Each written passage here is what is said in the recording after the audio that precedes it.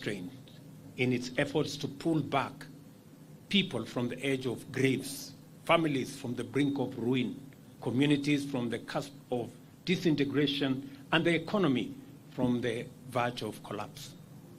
Serious support was urgently needed in order to raise the level of necessary intervention on an effective scale. This support came in the form of the President's Emergency Plan for AIDS Relief, which committed more than US dollars 110 billion of American taxpayers' money to the fight against HIV/AIDS in more than 50 countries globally. And it's important for me to repeat it, that President George Bush committed 110 billion US dollars of American taxpayers' money to help support millions of people globally.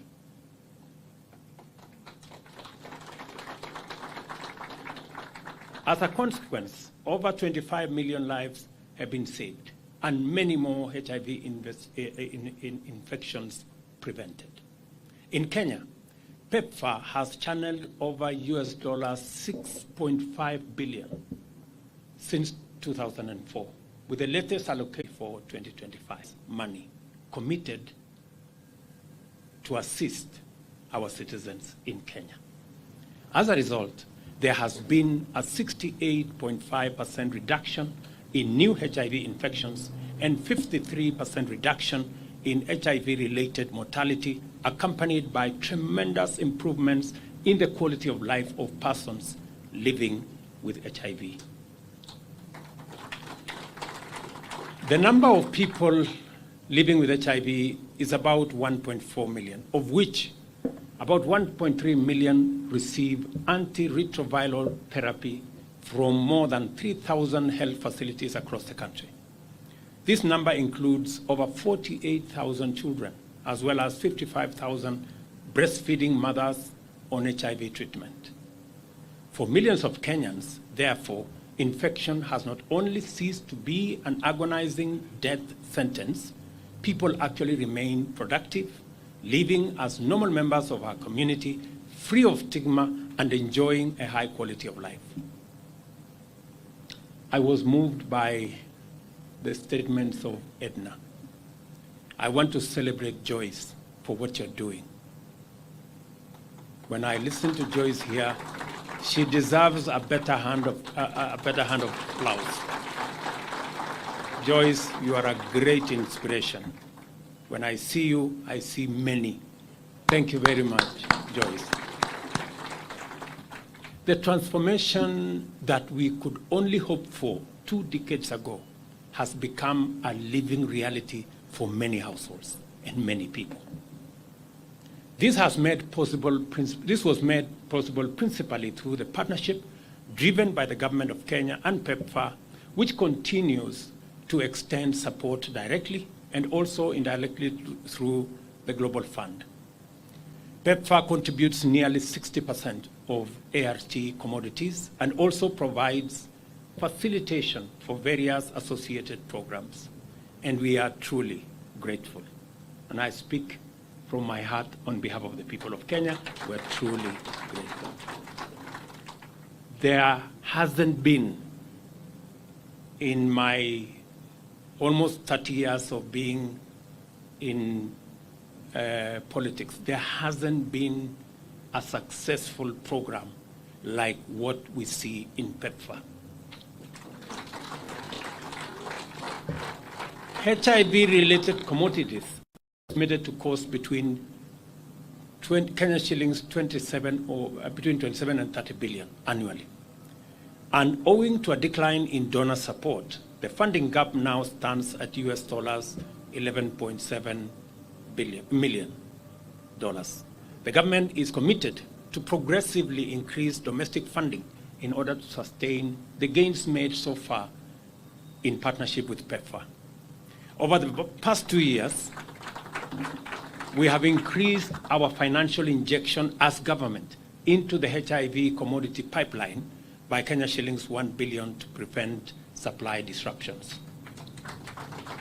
I remember making this commitment earlier this year when we were having a conversation with the Global Fund.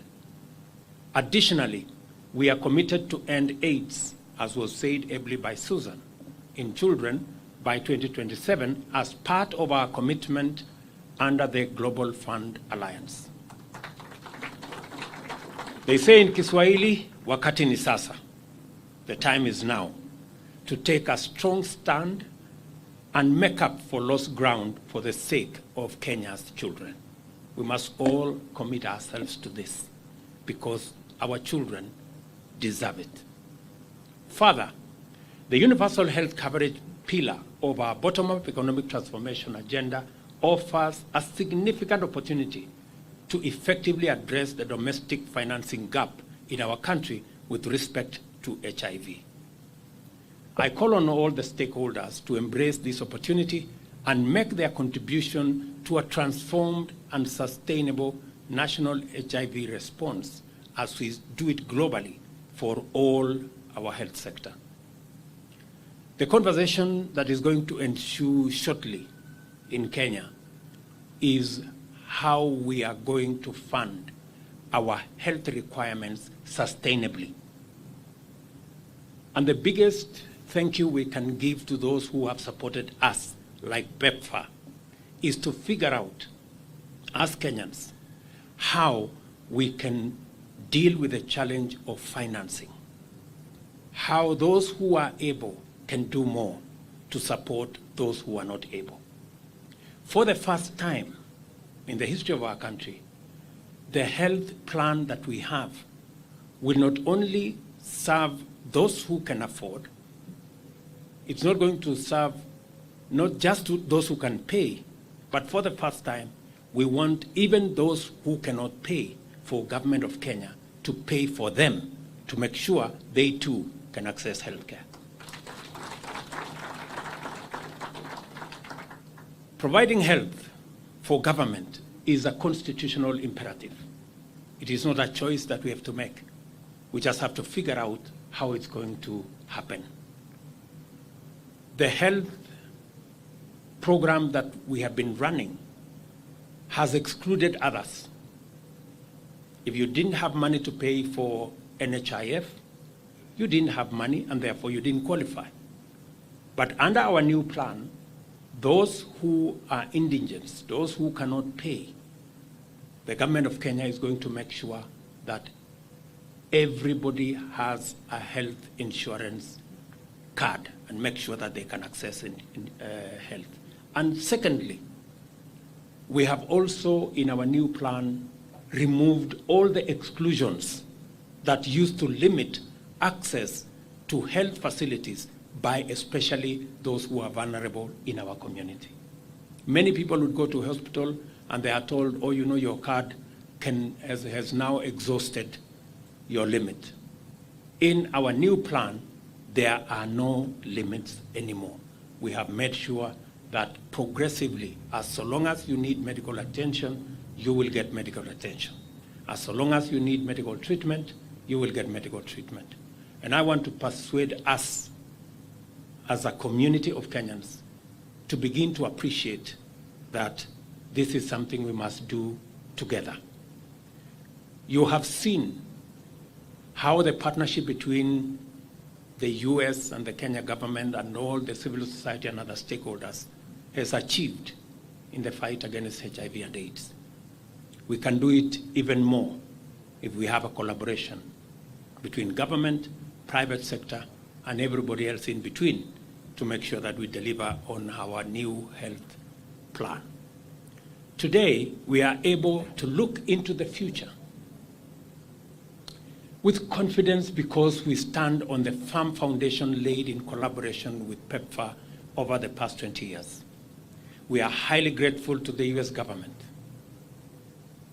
Ambassador, we are grateful to the US government for their partnership that has changed the fortunes of our nation.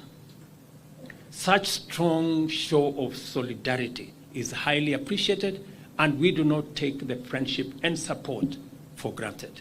Today, therefore, is a day to celebrate our historic achievement under a truly transformative partnership. Thank you very much, PEPFAR, and congratulations for many wonderful achievements. On behalf of the people and government of Kenya, I convey a heartfelt thank you to the American people, to PEPFAR and leadership, and to all the other partners, activists, civil society groups, those who have made this program succeed. A very big thank you to all of you. And your contribution, in whatever small way, in whatever major way, is truly appreciated. We have this success because of the collaboration and because of the partnership. I look forward to working with many of our partners, the US and others, PEPFAR, Global Fund, and other organizations, even as we figure out and as we consolidate our plan on universal health coverage. As Kenyans know, we've had a conversation around universal health coverage for many years. This time, we have to deliver on it. And I am committed to making sure that we build the collaboration and we build the teams that will enable us deliver on our commitment so that we can truly enjoy universal health coverage in Kenya. Thank you very much. May the very good Lord bless you. Asanteni sana. Thank you. Thank you very much, Your Excellency. And with your kind indulgence, there was a request to have a photo moment with the 20 heroes. So if I